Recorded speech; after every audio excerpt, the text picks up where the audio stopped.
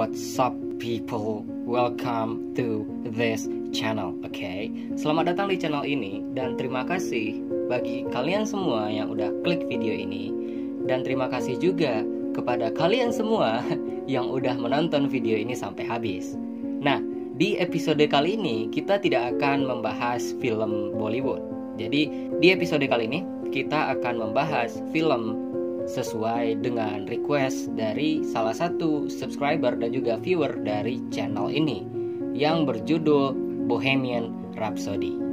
Film ini dirilis tahun 2018, disutradarai oleh Bryan Singer dan dibintangi oleh Rami Malek sebagai Freddie, Lucy Boynton sebagai Mary Austin, Gwilym Lee sebagai Brian May atau gitaris, Ben Hardy sebagai Roger Taylor atau drummer, dan Joe Mazzello sebagai John Deacon atau gitar bass.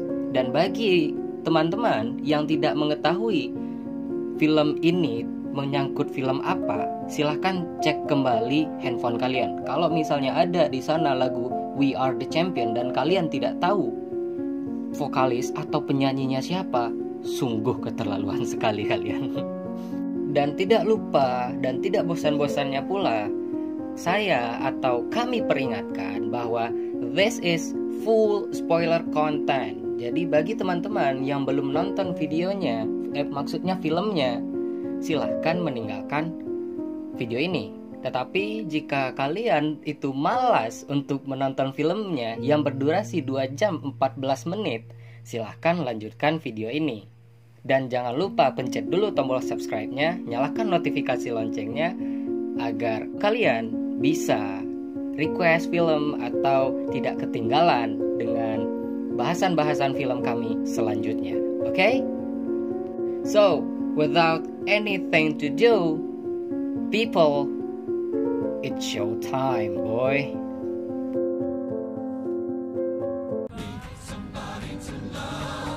Film ini dibuka pada tahun 1985 dengan band Queen yang akan naik ke panggung di sebuah konser amal, yaitu Bob Geldof Live Aid di stasiun Wembley, United Kingdom. Dan kita dibawa kembali ke tahun 1970 ketika Freddie Farrokh Bulsara yang diperankan oleh Rami Malek bekerja sebagai pengurus bagasi di Bandara Heathrow, dan dia tinggal bersama orang tua dan saudara perempuannya. Kemudian di malam hari, Freddie pergi ke klub untuk melihat band Smile.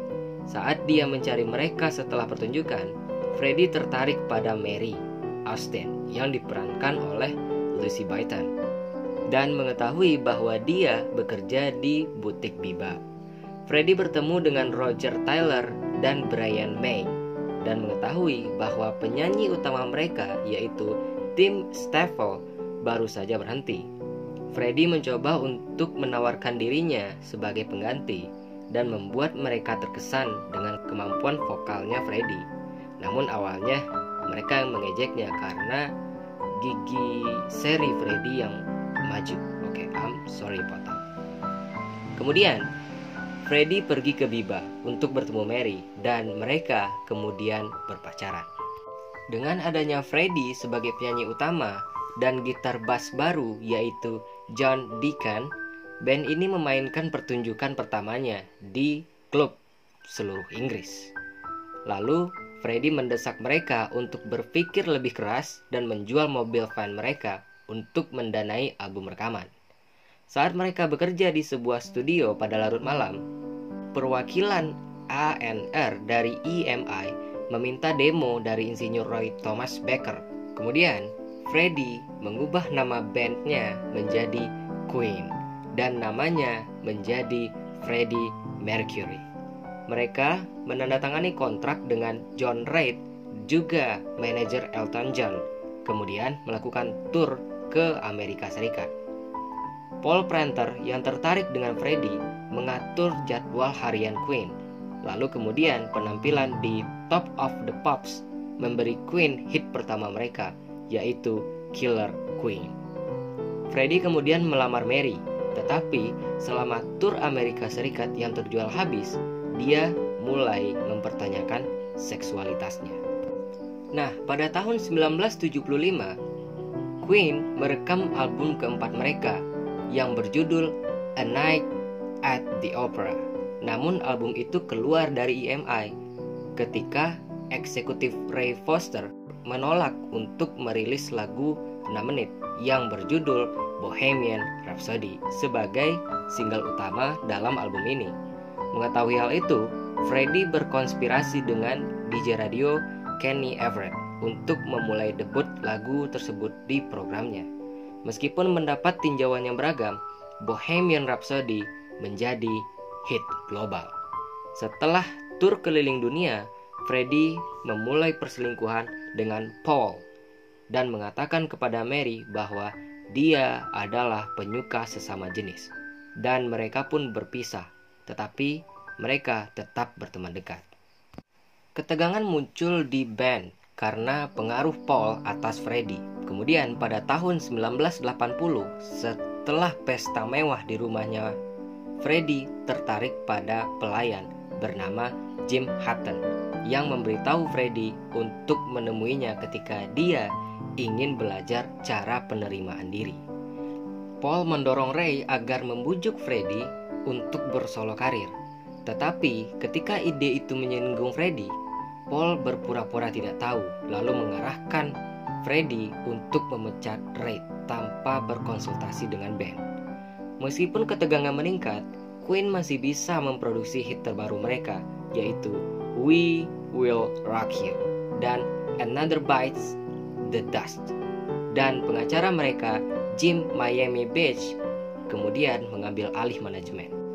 Pada sebuah konferensi pers untuk album Hot Space tahun 1982, wartawan membuat Freddie kesal dengan pertanyaan tentang kehidupan pribadinya dan juga seksualitasnya. Hubungan Freddie dengan band makin memburuk setelah video musik I Want to Break Free menjadi bumerang dan dia menandatangani kesepakatan solo senilai $4 juta dengan CBS Record.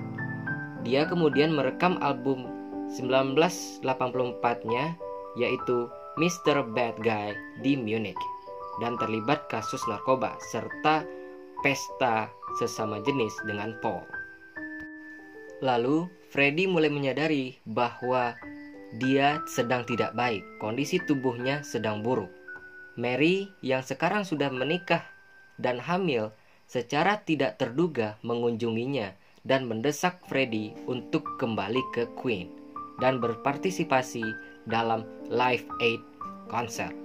Menyadari bahwa Paul menyembunyikan berita ini dan telah menjadi pengaruh yang buruk bagi Freddie, Freddie memutuskan hubungan dengannya. Sebagai pembalasan, Paul mengumumkan tentang petualangan seksualitas Freddie.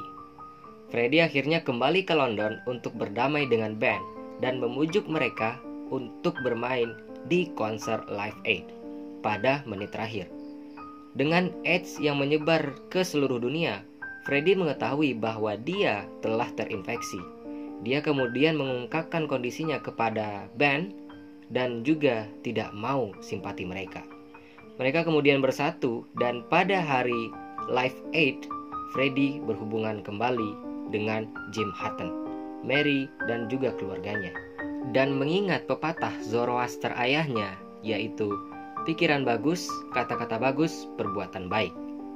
Freddie dan band berada dalam performa terbaik di Live Aid, membawakan lagu Bohemian Rhapsody, Radio Gaga, Hammer to Fall, dan We Are the Champions, dan membantu meningkatkan donasi selama acara tersebut. Film ini diakhiri dengan grafik yang menjelaskan bahwa Freddie meninggal pada tahun 1991 di usianya yang ke-45 tahun, di mana bandnya sendiri menjadi host di acara Freddie Mercury Tribute Concert untuk menghormatinya, dan bahwa Freddie tetap berteman dengan Mary dan juga memiliki hubungan spesial dengan Hutton selama sisa-sisa hidupnya. Dan film pun habis.